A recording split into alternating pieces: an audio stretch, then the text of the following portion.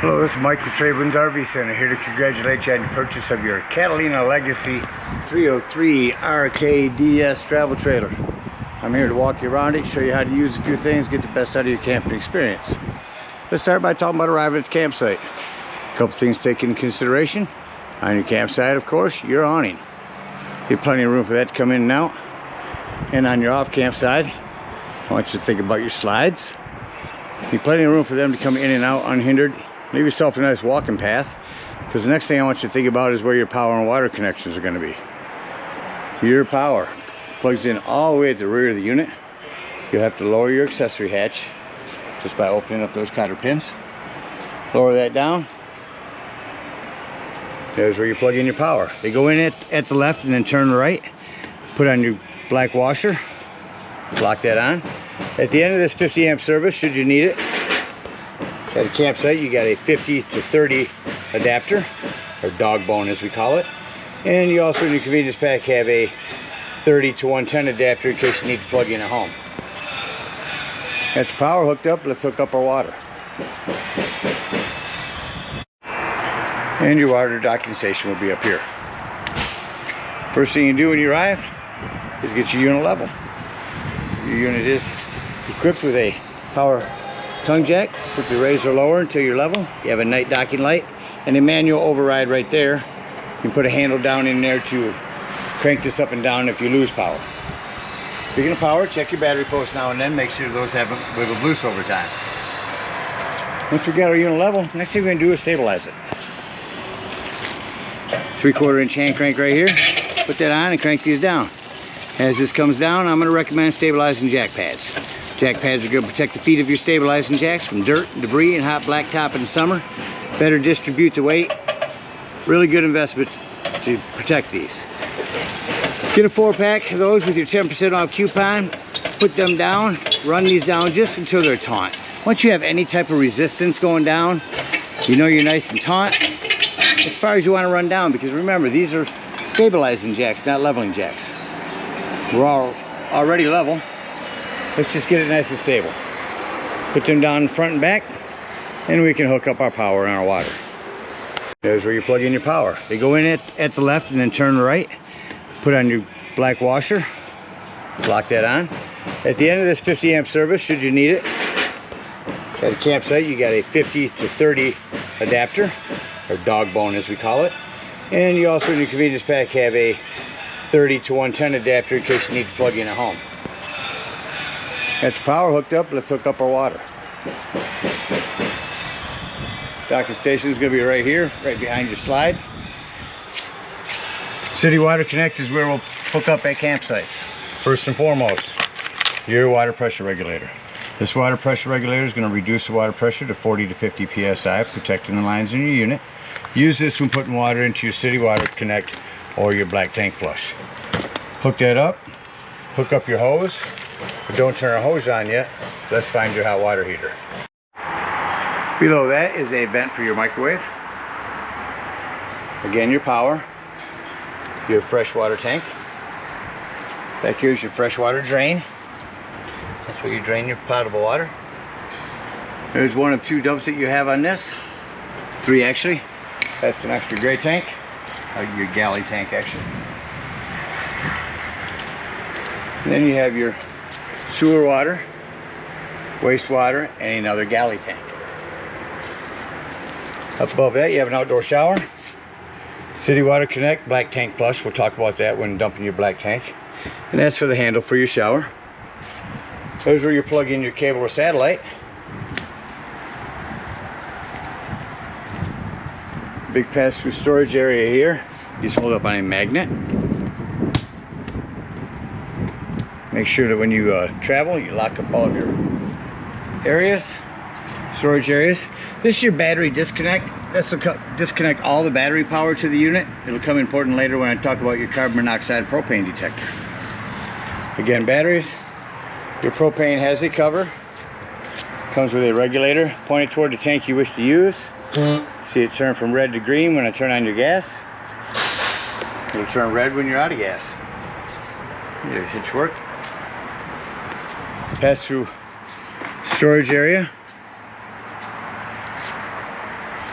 You have a remote for these awning lights. Turn them on. You can change your colors. You can make a strobe. All kinds of cool stuff on this thing. I'll put that remote inside. Your awning, I've run it just about all the way out. Your outdoor speakers. You put a table out here, set a TV on it. There's your 110 and cable outlet. Leash link. This is for your pet. Say flue for your furnace. If you run your furnace, two things: make sure it's not blocked and don't touch it, it does get hot. Say manual override crank for your slide. Again, your hot water heater. And back here we have your outdoor fridge. Again, that stays up on a magnet. That about covers everything on the outside. Let's go take a look inside your unit. First thing I like to point out when coming into any unit is the fire extinguisher. Make sure that you and everyone that's camping with you knows that the fire extinguisher is located at the entry doorway in case of emergency. Immediately as you come in on the wall is your control panel. Starting up here on the left, there's where you can hold your fresh water button down and tell when your potable water is full. Your brand new battery, all your black and gray tanks empty. Your slide controls, bedroom, living room. We'll run them back in when we're done. Here's where you turn on your water heater. Here's where you turn on your water pump if using potable water. Interior, exterior lights, and your awning. I said I've ran your awning just about all the way out. I'm going to hit extend. You only want to run that out until you see that flap fall down to 90 degrees. You can see your silver bar. That will extend past that. So keep an eye on it as you run it out, and only run it out that far. They've yet to design one that stops where it needs to stop.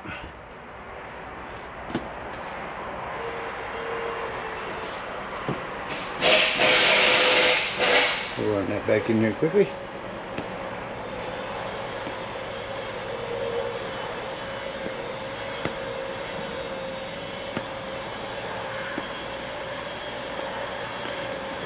Now your awning's in, we'll close your door and continue your tour. Coming into the living room, here's your television, Connex TV. Turn this on. So this is the ETV. So your stereo, your TV, 3 different HDMIs are all on your TV here. Bluetooth mode. As well as Bluetooth. Go to your source. We'll switch to connected. We'll take that off Bluetooth, put it on FM radio. And turn that down. Indoors. Zone B will be outdoors. Turn that up. That'll be your outdoor speakers. Go back to source. Go up to TV.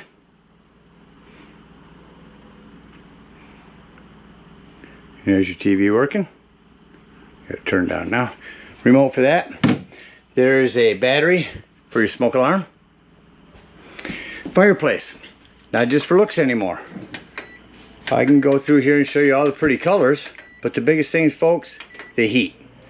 Turn that heat up on high. If it's chilly in here in the morning or evening, instead of using up your gas, if you're plugged into a campsite, turn this heater on here. It'll get it toasty in here in no time and save you some gas. The individual lighting over in this area, there, here, and up here. Your sofa, turn that into a bed real quick. Just remove your Velcro cushions.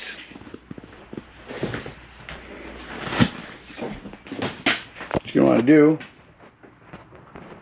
is stand in the middle. Get this for you. Stand in the middle. Open up your legs here. Pull the whole thing up and towards you. Lay your back cushion down. And just that quickly, you have a bed. If you didn't see that, we'll reverse the process to put it back. Lift your back cushion up first. Bring this up. It's going to jackknife down. Try to attempt this one-handed here. You want to make sure you get your legs folded in. And then just fold this down. Put your back cushions back on, and you're back to a sofa. Over to your dinette area. Make sure that your chairs are strapped in for travel. Over here, your GE fridge controls are right in there. Self-explanatory microwave. Below that you have a light and a fan. This is for your electric fridge. Your glass top makes an excellent backsplash. Turn your panel light on. Turn this to light, it'll go from blue to red. Hit your spark and there's your flame. Same thing on the oven. Turn it to light here. Spark it down here and then just set it to the desired temperature. Take your panel light and point it down and it becomes an oven light. Below your oven is an access panel to your breaker box and fuses. Ton of 15s in there. Highly recommend having a handful of those with you when you go camping. More individual lighting. A couple USBs and 110s. And your pushback recliners. Heading back into the bathroom. A couple things to mention in here. Turn my lights on behind me here. 110 with GFCI reset. A hand crank open manual exhaust vent. And then for travel, make sure that your glass doors are slid open. In the hallway, here's your thermostat. Turn the air on. Heard that come on. Shut your air off. Now turn your heat on. Furnace just turned on. I'll shut that off. And you'll notice that the furnace fan takes a few minutes to shut off. They do on all units. AC shuts off quick, furnace is a little slower. All prep for TV here. 110 and cable there. Again, another fireplace. Access to your outdoor storage, but also prepped for a washer and dryer. Got a couple of USB ports on each side. Individual reading lights. And your storage underneath your bed.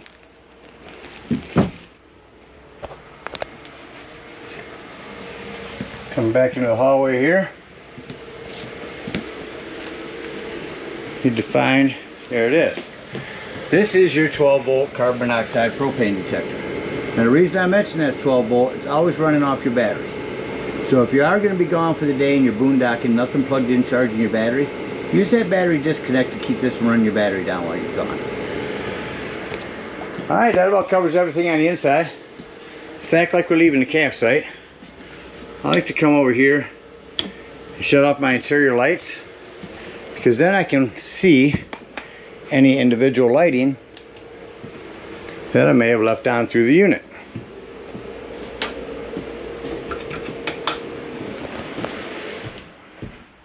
Furnace just shut off. See how it takes just a couple minutes. Shut off our lights here. Now I've got all the individual lighting on. I can turn on my interior lights from my control panel and say doors and drawers. Make sure all doors and drawers are closed. Nothing is going to impede your slide from coming in, especially one like this. Everything's secure. Your chairs are secure. Your TV is tucked back up against the wall. We will start with this bedroom here so we can watch this come in. Slide 2 in.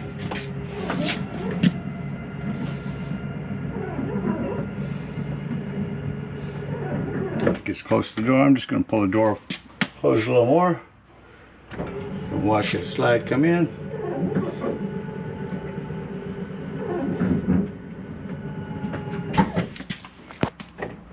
Secure our door.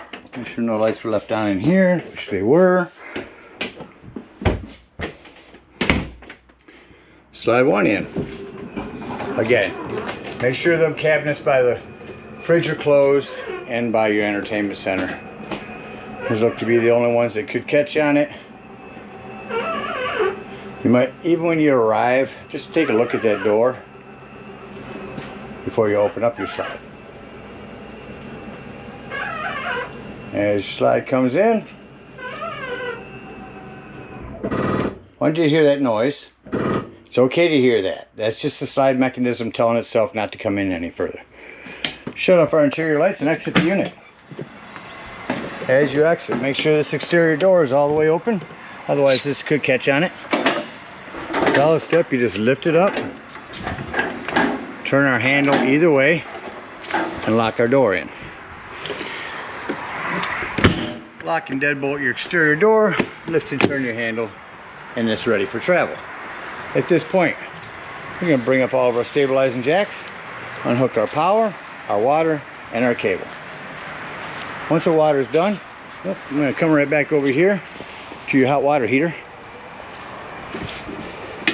Again, after your water's been opened up and draining, come here, lift up on this pressure release valve. That'll dump the rest of your hot water out of here. Then snap that back down, otherwise your door won't close. And then pull your drain plug.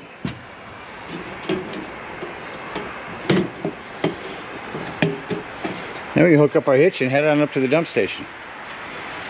Now, we do sell bigger, longer, stronger sewage hoses. The 10-foot one comes with your convenience pack. You have a galley tank behind your tires and 2 more galleys and a black tank up here. So park accordingly so you can utilize the dump station. You're going to start by dumping up here in the front. Take your 10-foot hose, hook that up, pull that black handle. That's your sewer outlet. Once that black handle sounds like it's no longer draining, keep that black handle open. Come up here again with your water pressure regulator and hook up the hose at the dump station. With that handle open, run that hose for a good 5 minutes. That's going to wash all the nastiness out of your black tank. Unhook that hose. Come down here, close that black handle, pull this gray handle. That's your wastewater. It's going to be cleaner water, sinks and showers. Once that's done, close that one. And if you're sticking with this one hose, you can go ahead and hook this one up. Pull that one until it's done. And then lastly, come back here to this galley tank. Hook up, dump it, close it, unhook your sewage hose, and then conveniently and sanitarily store it right here in your bumper. Again, we thank you guys so much for your purchase. Hope you enjoy this Catalina for many years to come. Happy camping.